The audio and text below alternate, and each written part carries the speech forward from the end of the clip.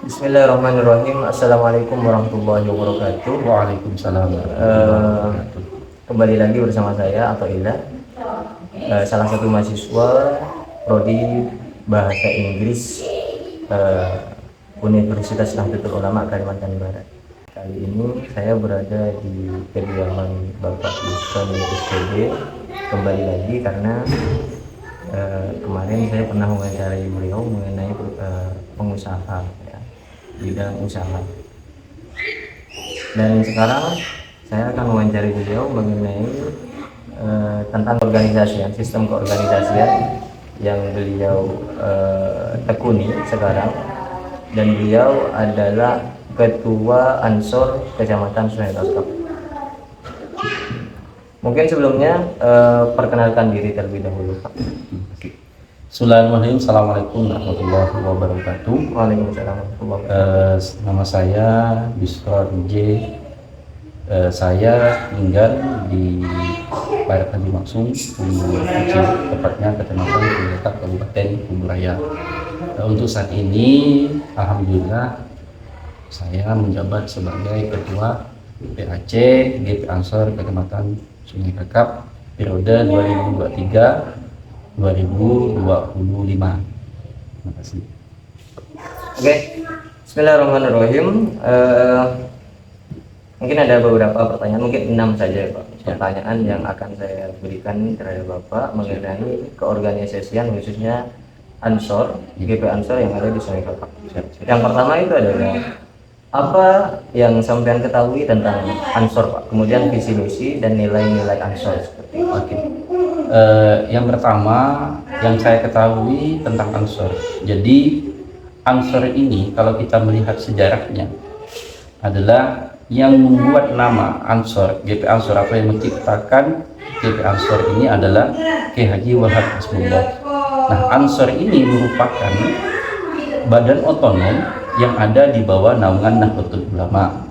Nah, kalau kita melihat sejarah, kenapa Kiai Haji Wahab Hasbullah memberi nama Ansor ini? Karena tafaulan atau tabarukan kepada Kanjeng Nabi Muhammad SAW pada proses hijrahnya Nabi Muhammad SAW dari kota Mekah ke kota Madinah, atau yang disebut dengan kaum Muhajirin dan kaum Ansor. Nah, maka Kiai Haji Wahab Hasbullah ini memberi nama Ansor ini karena tabarukan atau tafaulan kepada Kanjeng Nabi Muhammad SAW sebagai Ansor atau orang yang Ansor yang menolong kaum Muhajirin yang datang ke kota Madinah.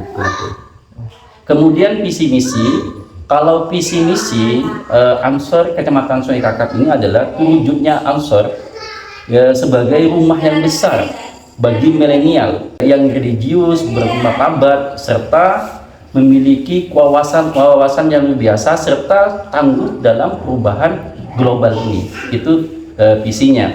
Kalau misinya adalah kita ini masih mempertahankan yang namanya tradisi-tradisi Ahlus Sunnah wal Jamaah diantaranya. Itu mungkin.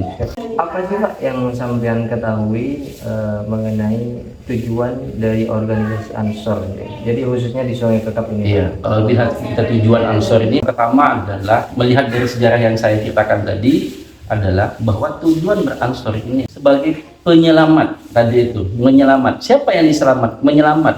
Penyelamat bagaimana yang dimaksud adalah penyelamat ajaran Ahlus Sunnah wal Jamaah dengan cara bagaimana?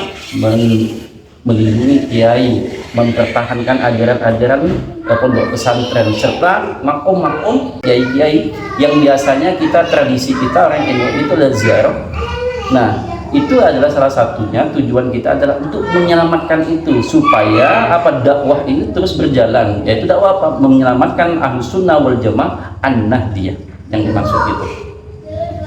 Jadi untuk Ansor itu sebenarnya organisasi itu yang tujuannya itu untuk menghimpun pemuda-pemuda.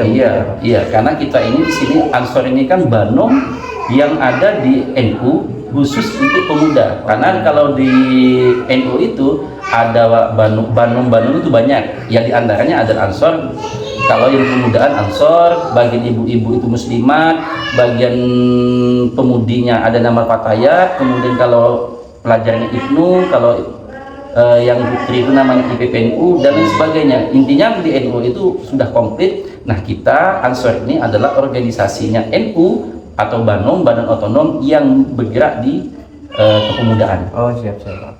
Kemudian apa sih Pak yang membuat sampean itu tertarik untuk bergabung dengan Ansor? Iya.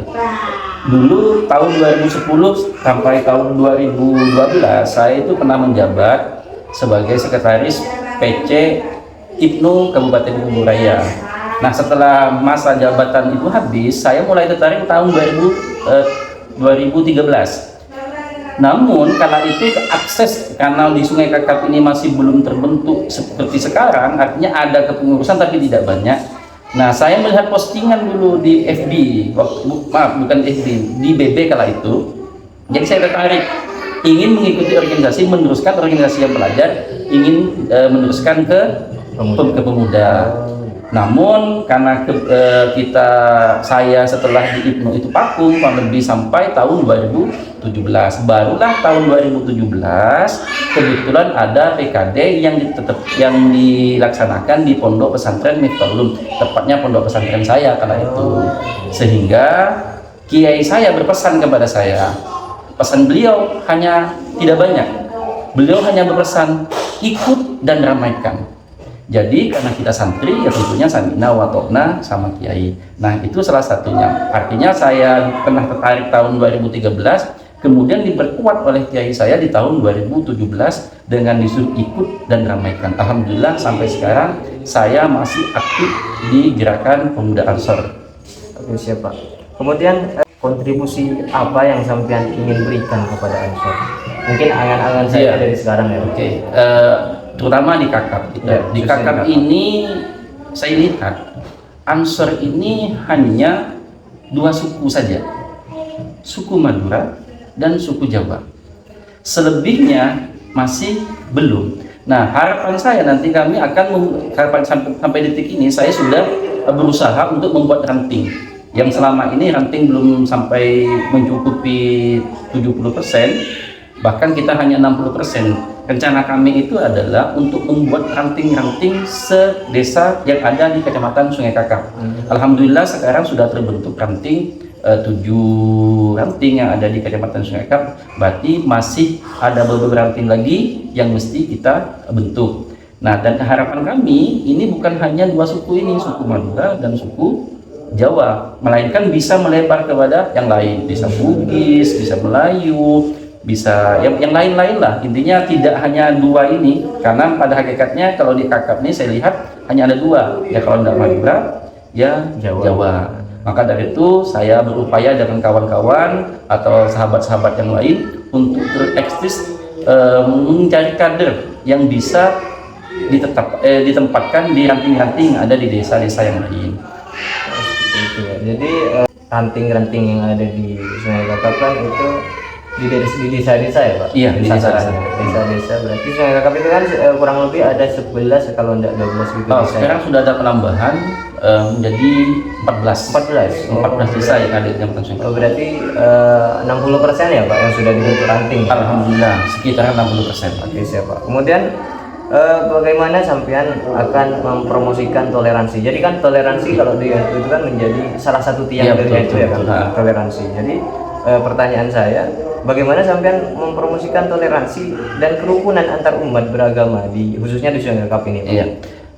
Di NU itu atau di Ansor itu dikenal namanya ukhuwah. Jadi ada ukhuwah Islamiyah yaitu persaudaraan sesama muslim, ada ukhuwah watoniyah, persaudaraan sesama negara, ukhuwah insaniyah, persaudaraan sesama manusia.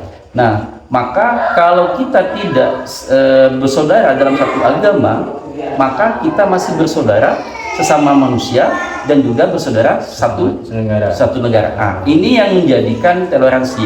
Maka bagaimana caranya? Kami di PAC GP Ansor Kecamatan Sungai Kakap ini selalu memberi salah satunya adalah dengan cara memberi ucapan-ucapan di hari-hari besar agama non muslim tersebut, misalnya agama Kristen, Buddha, Hindu. Ketika ada upacara-upacara atau hari-hari besar, kita memberi ucapan dalam bentuk, tapi bukan pribadi, mengatasnamakan dari Ansor, bukan atas nama pribadi, mengatasnamakan Ansor. Ini salah satu bentuk kami mempromosikan toleransi antar agama yang di Kecamatan Sungai Kakap. Oke, siap Pak.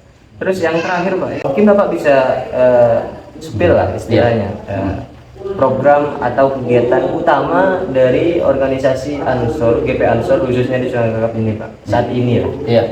Nah, di GP Ansor Kecamatan Sungai Kakap ini ada 2 program.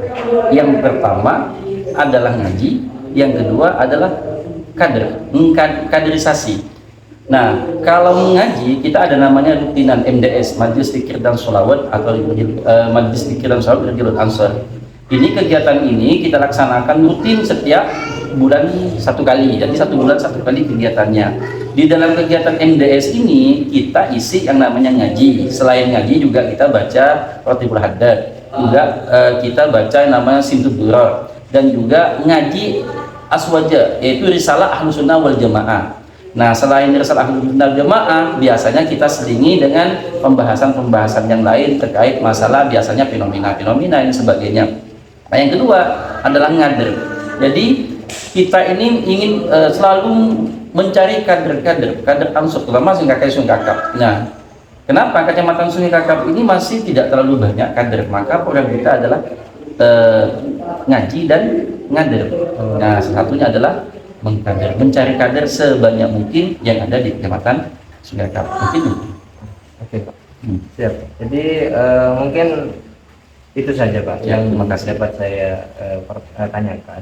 Interview mengenai organisasi Ansor, GP Ansor khususnya di Sungai Kakap ini.